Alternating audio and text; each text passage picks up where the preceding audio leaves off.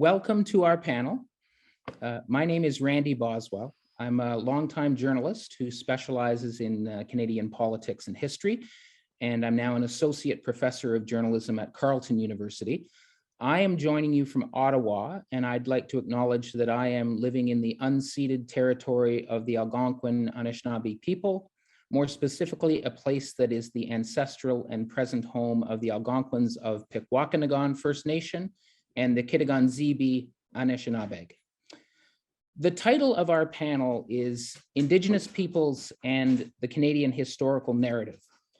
Because we have a limited amount of time together and three excellent presenters to hear from, I won't say more about the topic at this point, other than to suggest we probably all agree that when it comes to the Canadian historical narrative, understood by most people in the country, the story of Indigenous peoples in what came to be called Canada has been unjustly marginalized and distorted, but is increasingly, I hope and believe, finding its way into the public consciousness. And that is in no small part due to scholars like our three panelists. So let me introduce our first speaker. Dr. Kahente Horn-Miller is an associate professor in Carleton University's School of Indigenous Studies and the university's inaugural Assistant Vice President, Indigenous Initiatives. Kahente means she walks ahead in the Mohawk language. Dr. Horn-Miller is a mother to 4 daughters and a grandmother. Her research interests include Indigenous methodologies, Indigenous women, identity politics, colonization, Indigenous governance, and consensus-based decision-making. Dr. Horn-Miller co-chaired the Carleton University Strategic Initiatives Committee, and she initiated the Indigenous Collaborative Learning Bundles project, which is successfully increasing Indigenous content in classrooms across disciplines. Dr. Horn-Miller could not be with us during the live session today, but she graciously provided a video presentation, which we will show now.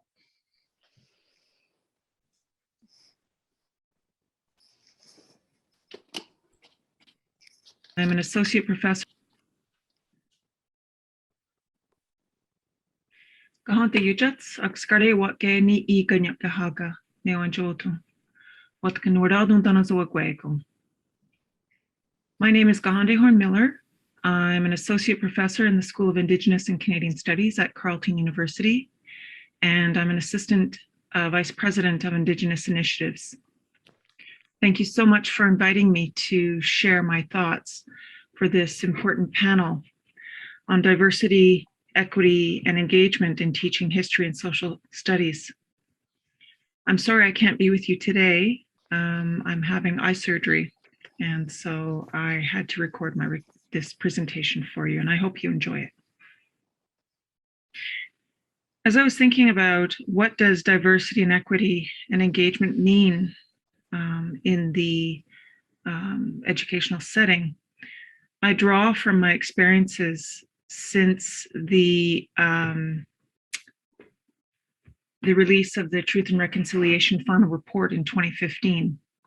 And the work that I've been doing at Carleton stems from that, but it also comes from an understanding of my own background as a Haudenosaunee person, Ganyaktahaaga person from Kahnawake. I take from the Longhouse teachings as a way to understand what does inclusivity mean. We have multiple ceremonies that are all about that are all about bringing balance. And so what I'm sharing with you is the work that I'm doing at Carleton in terms of bringing balance back into the post-secondary education system.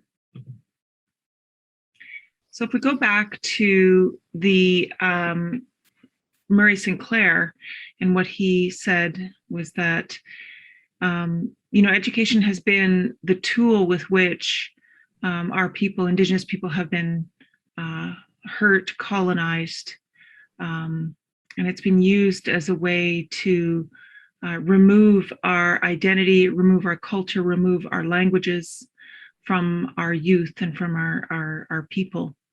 And so here now we have the opportunity to begin bringing back those important pieces of ourselves.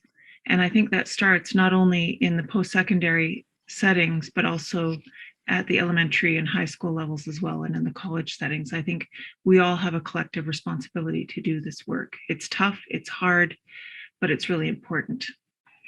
And it's also about making space.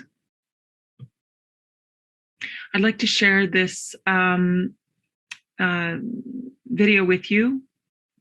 Just listen in.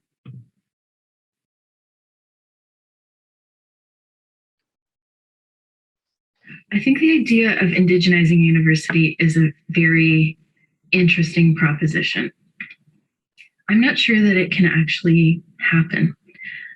I think you can create space for Indigenous voice and perspective within a university context, but there are a lot of things within the institutional structure that are antithetical to Indigenous ways of knowing and being.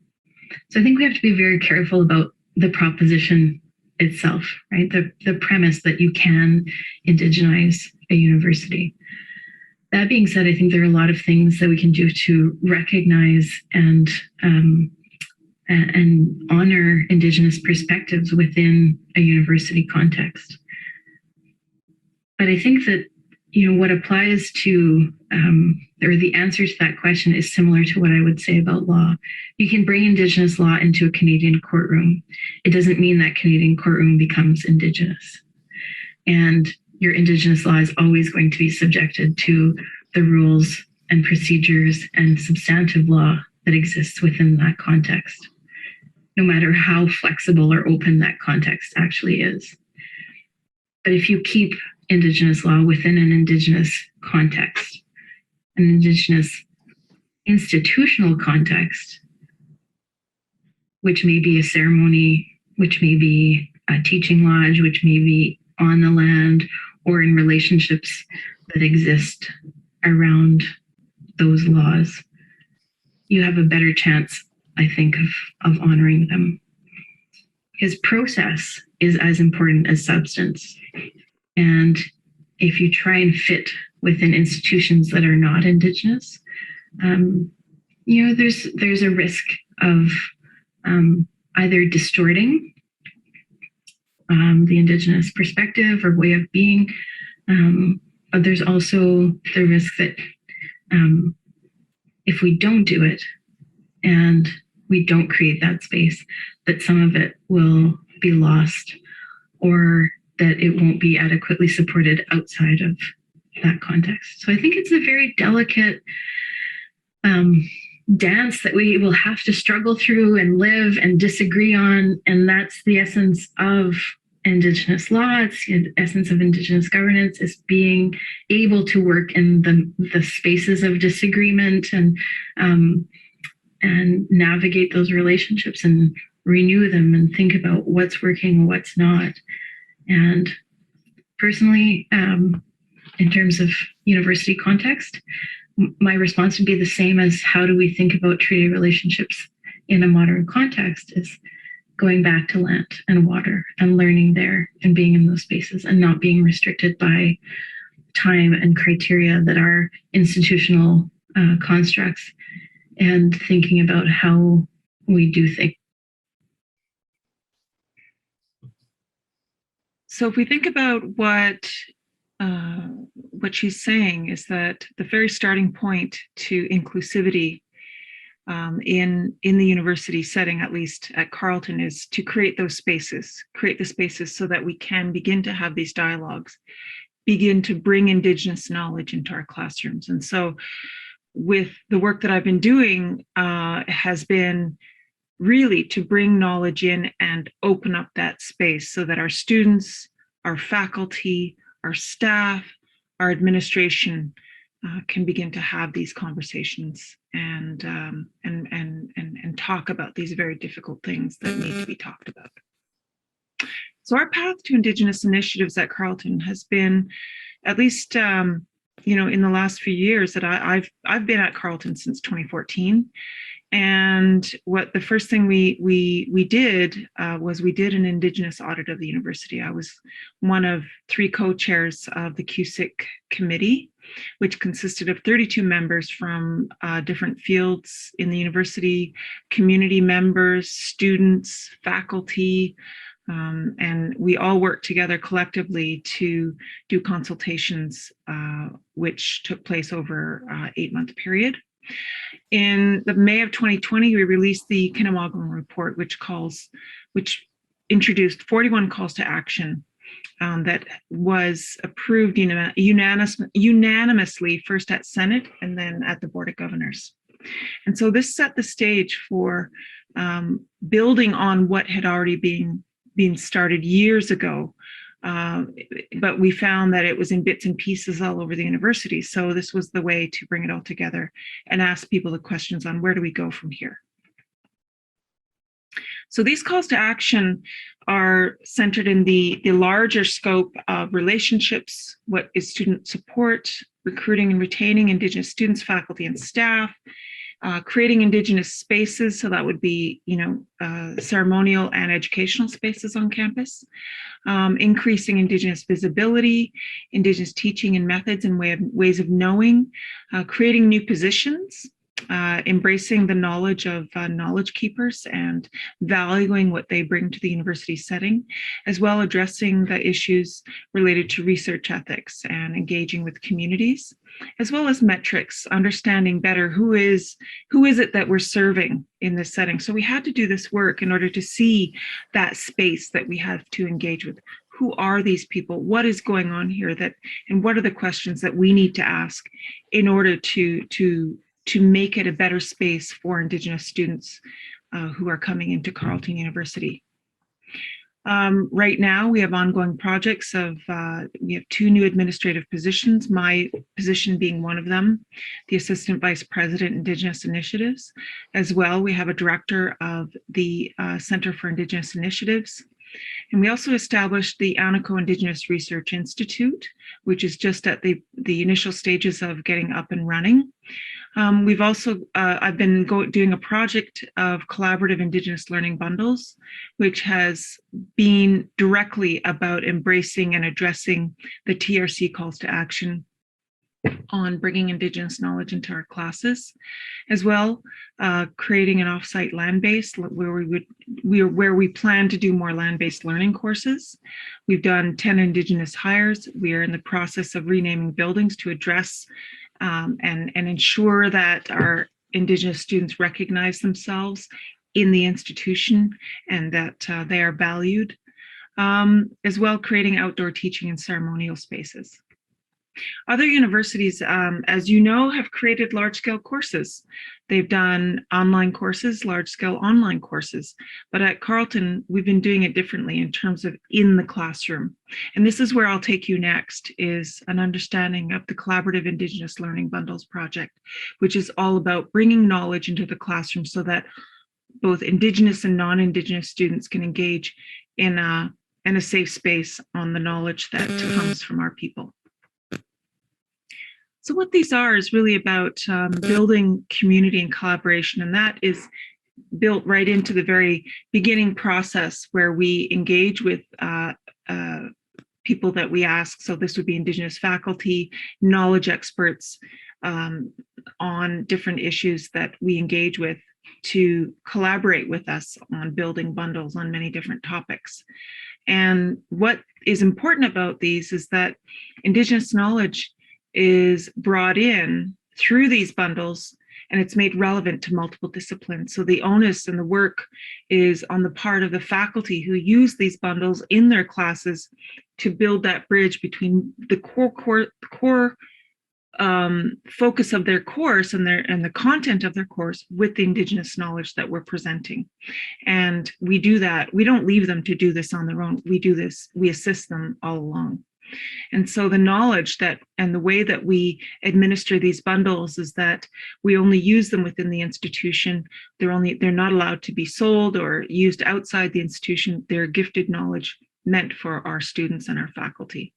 And as well, this project is Indigenous led.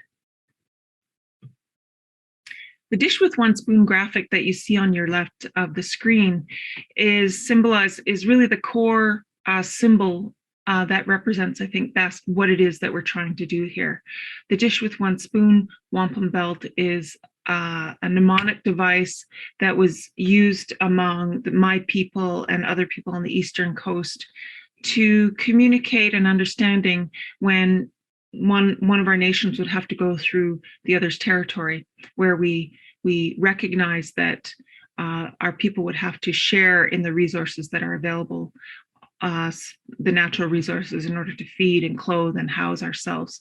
And so we would put down our weapons of war and we would share in the common pot. And so here I've translated that into this project where we are sharing in a common pot of knowledge. So the knowledge has been gifted to us by Indigenous knowledge keepers and the collaborators who then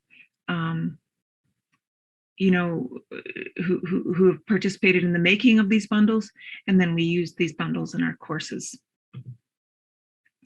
This project is Indigenous led, as I said before.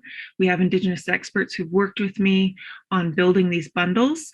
We also include knowledge keepers that come from communities, and as well readings by Indigenous academics. So this is absolutely Indigenous led.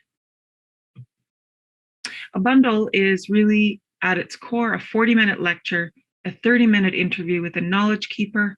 There are suggested resources that we've included, and also activities. And what's important is that it creates all of these resources that we've included have been vetted, have been used by Indigenous academics in their courses. And so those who use these bundles in their classes recognize that, okay, these are vetted sources. It's okay to use them, because I think this addresses that sense of uncertainty that many non-Indigenous academics or teachers have about teaching Indigenous content in their classes. They don't know where to start. And so because they don't know where to start, many don't even start. So this addresses that, and it helps give them a safe direction to go in. Right now, we have 13 completed bundles. Here you can see a few of the titles that we have: Indigenous Environmental Relations, Indigenous Canada Relations, the Inuit Story, the Métis, the Introduction to the Métis People and the Métis Nation.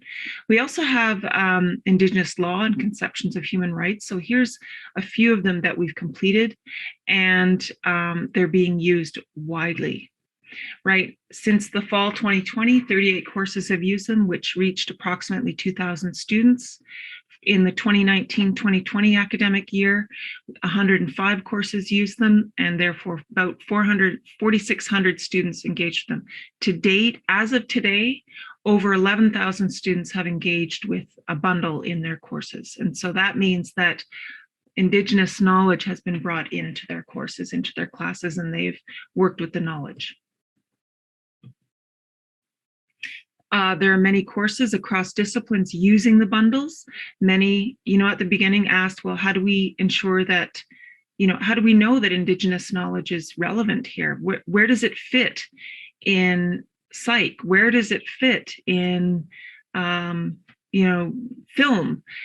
But what's interesting to find out is that the knowledge and the way that we've created these bundles, it enables, and the work that we've done with faculty to use these bundles in their courses means that they learn about this knowledge, they learn about Indigenous knowledge, they learn about these subjects, and then they learn how to bridge and show, this is why this is relevant. So for example, we have a bundle on Indigenous identity. And so we might have someone in English teaching maybe Canadian literature, and they're looking at Indigenous authors. Well, this faculty, this professor will work towards bridging the content of that Indigenous, the knowledge on identity, to maybe explain why is this kind of perspective being taken in these books? Why is the author, the Indigenous author, writing from this perspective? Why are these things important? And so what they end up doing is learning more about these authors. They learn more about the Indigenous context, and then are able to bring themselves and their students forward in terms of understanding Indigenous knowledge. So some of the things that we consider is that when we are presenting and when we are building these bundles, it has to be Indigenous led. When we think about creating spaces for Indigenous students and also spaces where Indigenous and non-Indigenous people can engage in these conversations, leadership in projects that bring knowledge in, that enable students to understand, have to be Indigenous led. They now have to become from an Indigenous perspective, and we do things a little bit differently. Our pedagogy is a little bit different. The way that we use our language, the way that we understand the world. And so when we are building these things, you kind of have to leave yourself open to a little bit of change and embrace that change as a way, and sit and be ready for having those kinds of difficult conversations. So as well, engaging with communities. I think it's really important that institutions, in order to do this kind of work, need to have a good relationship with the local Indigenous community. Here in Ottawa, we have multiple Indigenous people as one of the main city centers in Canada. As well, we have local Indigenous communities like Pikwakanagan and Kitigan-Zibi and Akwesasne. So we engage with them all the time when we are doing any kind of project. And so, making the projects that we do on campus relevant are important. Bringing in Indigenous people from those communities as part of these projects is key to making them successful.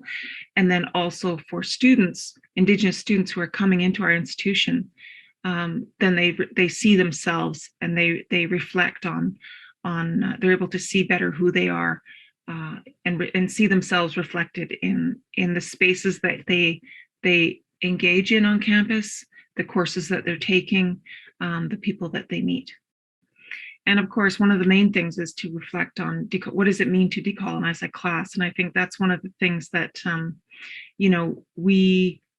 we have to consider here as we're thinking through what does all of this mean in terms of making inclusive spaces. Much of the education system has been predicated on different ideas, a different way of seeing the world. And so taking that away and rebuilding our courses and our classes and our educational spaces and places and institutions differently to allow for those kinds of engagement is really, really important. So I just want to say thank you so much, Nyawat for listening. And I'm happy to take questions by email if anyone has any. And I hope that this has brought forward things for you to think about and consider.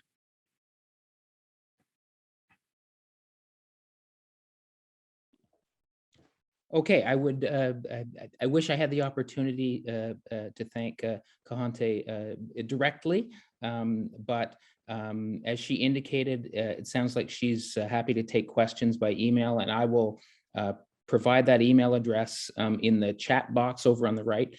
In response to one of the questions, I've already included my own email address to help people locate more information about the learning bundles that Dr. Horn-Miller was talking about as well. I'm going to move on to our next speaker. Dr. Adele Perry is a distinguished professor of history and women's and gender studies at the University of Manitoba, as well as the director of the university's Center for Human Rights Research. She is a historian of colonialism and imperialism, transnationalism, gender, sexuality, racism, and Western Canada in the 19th and 20th centuries. Dr. Perry has published On the Edge of Empire, Gender, Race, and the Making of British Columbia, 1849 to 1871, and a number of other books. She also co-edited The People's Citizenship Guide and 4 volumes of Rethinking Canada, The Promise of Women's History. As well, Dr. Perry is a past president of the Canadian Historical Association. Dr. Perry, the floor is yours. Thank you very much for that kind introduction and for the opportunity to be a part of this panel. It is very much an honor to be here in kind of virtual format with people from a range of different geographies across Turtle Island, and an honor to present alongside Dr. Kahente Horn-Miller as well. So pleased to be here. I'll just begin by introducing myself a little bit more, adding to Randy's introduction. Adele Perry Nadishnakas, Gawin Nidu Dempsey, Winnipeg Ninduji, Zaganash Kwe Ninda. That is sometimes what I think about is that I have the kind of Anishinaabe skills as a somewhat eccentric toddler. I'm good at introductions, some formalities, food, weather, stuff like that, but I'm working on it. And what I basically said is, my name's Adele Perry. I don't know my clan. I live in Winnipeg, and I'm a white woman, a non-Indigenous woman, and a historian here. And essentially what I kind of want to do in the time I have is kind of build on some of, I think, the really significant things that were just introduced to us in the last presentation.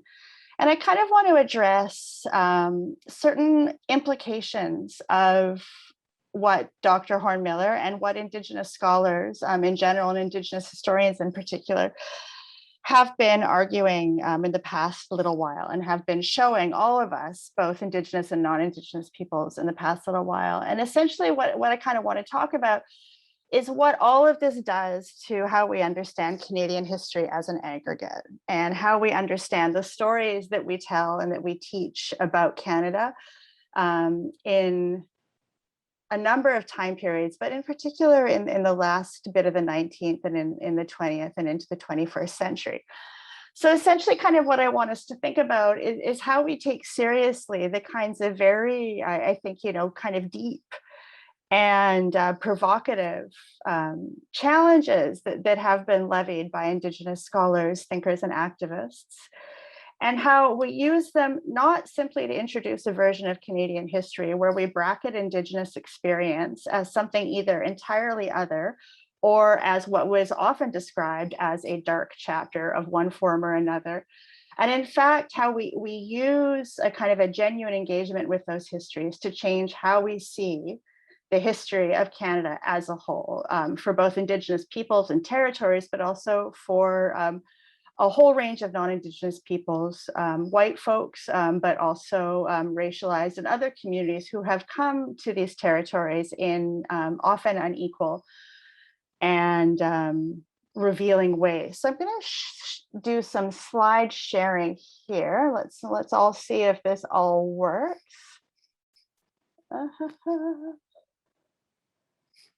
Oh dear, let me just get this up here, and I can make sure I actually have the right thing and make it so that you are not all seeing my ridiculously messy desktop. And I want to begin just with a couple of different images here that come from sort of, I think, what are fairly kind of familiar sort of moments where we are teaching about Canadian history, whether in a classroom, a library, or in a public history setting. And these are examples that I bring, not because they're the worst, because they're actually pretty good. They reflect, serious engagement and serious thought about Canada's past. On the bottom is the Old Town from Victoria's Royal British Columbia Museum, which actually has a pretty much identical duplicate in the Manitoba Museum in Winnipeg. There was clearly a cultural moment. I also have a scholarly monograph by Doug Auren, where he describes the post-war era as being a story of people born at the right time. And I have two good Canadian history textbooks that are routinely taught at the post-secondary level. And some of you may have run into these as students or as teachers. And I think what kind of undercuts all of these images, and they're familiar ones to those of you who are engaged in these works in one way or another, is a kind of enduring kind of implication and kind of a general sort of sense that the story of modern Canadian history is one of modernity, is one of increasing access to what we might kind of characterize in shorthand as the good life, and what a variety of politicians have off and on throughout this time period referred to as kind of a particularly kind of Canadian experience of a state and a society that was organized to offer people more opportunities, decreasing chances of struggling with meeting our basic needs, and in a sense, a story of nation that is at its core salutary and good for all that are concerned. And when a series of Indigenous histories are introduced to this narrative, what tends to happen sometimes is some of them can be easily or relatively easily included within this narrative arc. And then often we find that the narrative arc doesn't hold. And what we have then is this sort of recourse to a range of sort of strategies that in one way or another situate those histories as somehow outside of Canadian history. And the framing of the dark chapter, the hidden secret, there's a whole range of them. We're all probably pretty familiar with them, are the clearest ways that these sorts of dissonances tend to be signaled. And what I kind of want to suggest here is that we really need to move away from this, and we have to instead create a way of talking about Canada's past that both acknowledges and engages seriously with Indigenous histories and ontologies, like Dr. Horn-Miller sketched out, but also allows that to fundamentally shift the way that we're understanding the narrative as a whole. And there are a ton of examples I could roll out for this moment. The most obvious one that we're dealing with right now in a context where I think folks are still engaging with the implications of the confirmation of longstanding community knowledge about unmarked graves at Indian residential schools across the country is residential schooling. And I think in lots of ways, the really significant work of the TRC has been to situate that history at the center rather than at the margins of how we understand Canada. And the extent to which it has challenged a lot of understandings of Canada I think, can't really be underestimated. There are other examples one could engage with as well. They could, for instance, be the development of a system of segregated healthcare is a good example. The development of a system of reserve life. Histories of food insecurity throughout the 20th century and the 19th century and the 21st centuries would also work. But the story I want to kind of tell you here in very short form is something I've been working on kind of for about the last 5 years.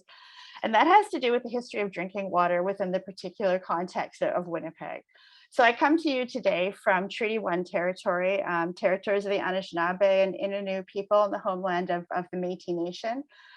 Governed by the promises, mainly unfulfilled, of Treaty 1 and also of the Manitoba Act, what Riel and some of his contemporaries referred to as the Métis Treaty. And this is a context where drinking water has almost always been a problem historically. And the way that story has been told, and I think can be retold, tells us a lot about these histories. And I do a little bit of it in this short book, which you can see here. But in a moment of pandemic, these are things that make, I think, real sense to many of us. And what we can sort of see is the years following Manitoba's entry into Canada.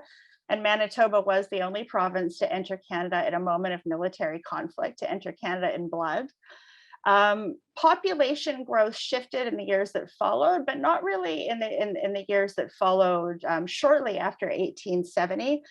But around the very last years of the 19th century, the first years of the 20th century, which saw the Indigenous, particularly Métis and Anishinaabe Society of Red River, shifted in radical ways by sudden arrival of non-Indigenous peoples, most of them European and most of them men and many of them young. And Winnipeg's population goes through the roof. Late 19th, early 20th century, Winnipeg had significant problems with epidemic disease, especially typhoid. And you can see on the image there from 1905, early public health officials trying to map the geography of typhoid. It's what we would now call a heat map of typhoid within the city. And you can see a little bit of how they're finding certain geographic concentrations. And those concentrations correlated to a number of things, particularly to water supply and problems with water supply. So the city turned back to an enduring question of how to get a water supply that was safer, that would allow for a number of things, including the city to meaningfully address its issues with typhoid. And in that, they returned to an idea that they'd kicked around since the end of the 19th century, which was to bring water a long way away from the Lake of the Woods watershed. And over about a decade, they came to this idea about building a municipal water supply that brought water from the sort of the western edge of the Lake of the Woods watershed at Shoal Lake to the city of Winnipeg. This involved an act of enormous dispossession of a particular First Nation, Shoal Lake 40, that was located at what kind of became the Manitoba and Ontario border. Through a particular aspect, a particular clause within the Indian Act, the federal government basically took significant hunks of Shoal Lake 40's reserve land. You can see them marked in yellow in the little map there. And what it essentially did is it trisected their reserve lands in the interest of creating a safe water supply for the city of Winnipeg. And they did so through the use of a particular clause within the Indian Act that required absolutely no consultation, even of the most kind of brittle and meaningless varieties. So with that, the community of Shoal Lake 40 was dispossessed in the interest of supplying Winnipeg's drinking water. And this is a story that is told across the country in these years, where what little land First Nations enter Confederation with is chipped away through a series of legal and extra-legal processes. And it is diminished steadily and in very consequential ways. In the context of Shoal Lake 40, it did so in ways that led very directly to a set of issues that led to their own lack of a decent drinking water supply. And Shoal Lake 40 was put on a long-term drinking water advisory in 1997. And it was an unbroken drinking water advisory, a boil water advisory that only ended like 2 months ago.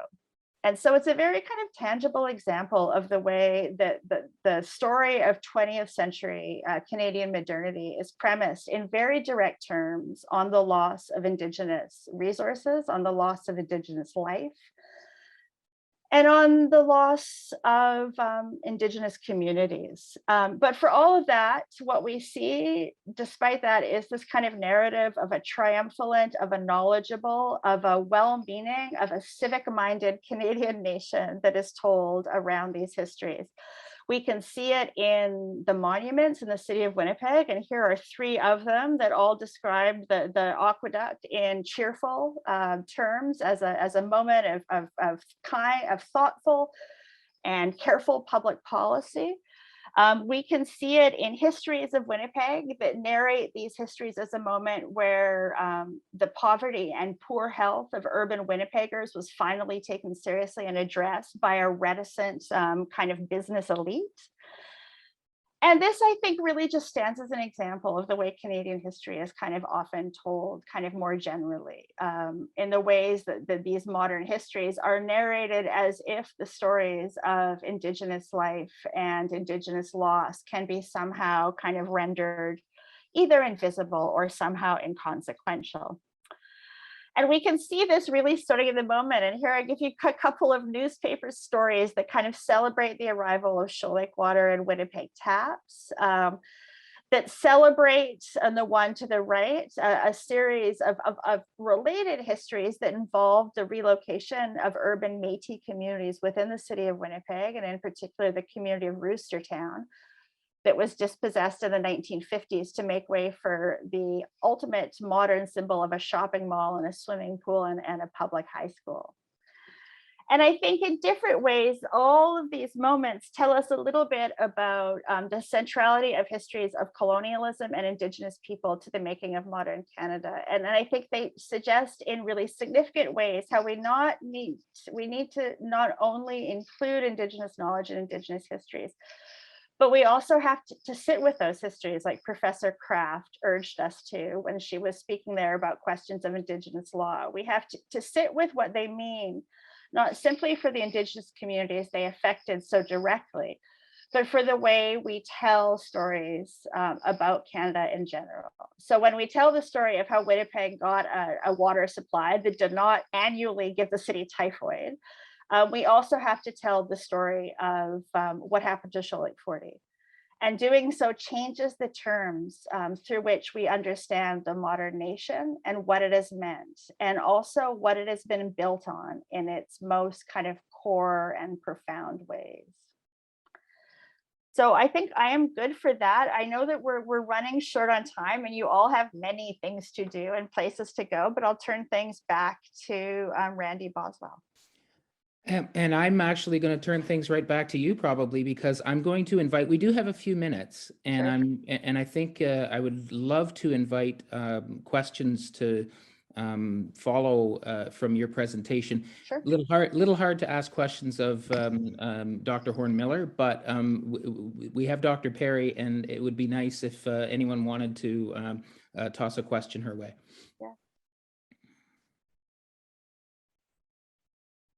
So we have the chat up here. You can drop your questions in the chat, but we also don't have like a million people. So if you want to unmute, I think you can probably can. Yep, I think we have one there. We have the power. We can do it.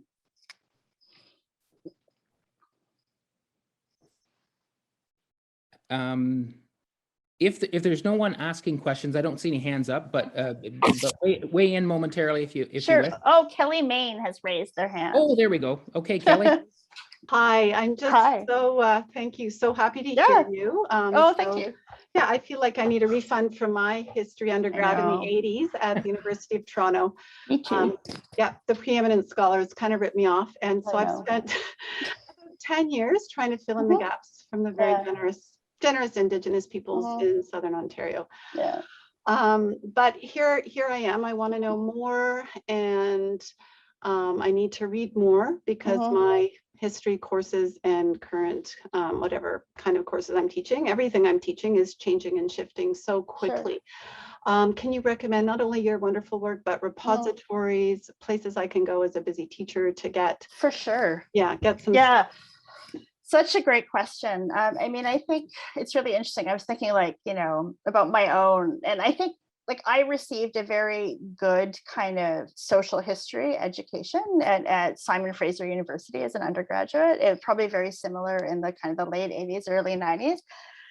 I've been thinking really hard, and I don't think I read a single Indigenous author, which in a sense to me is just such a striking thing. And then I hit the archives, reading about, in particular, 19th century Western Canada, which was a place that would have been anywhere, depending on particular moments in time, between 80 and 99% Indigenous, and just how poorly equipped I was.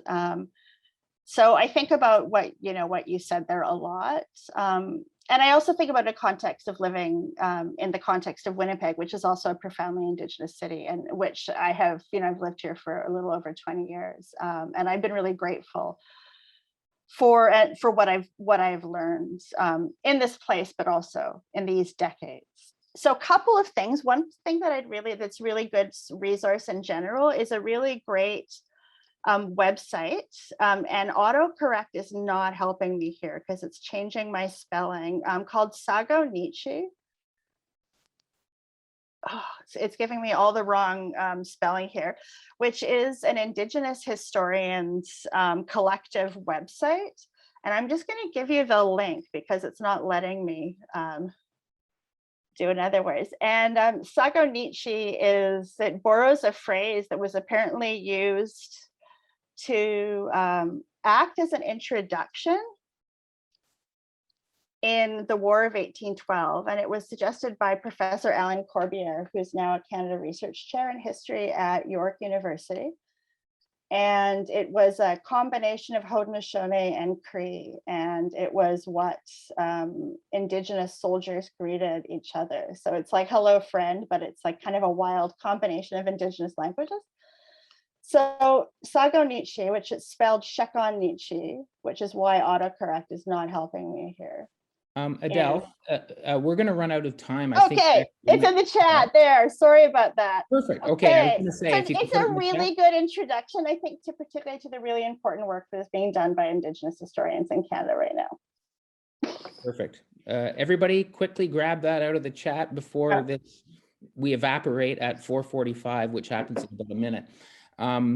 I don't imagine we actually are going to have time for another question. So anyway, I'll just wrap things up and say thank you again, Dr. Perry. Yeah. Thank you in the ether, Dr. Horn-Miller.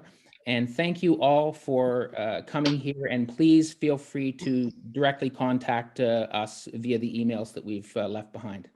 Yeah, absolutely. Great. Thanks very much. Thanks all.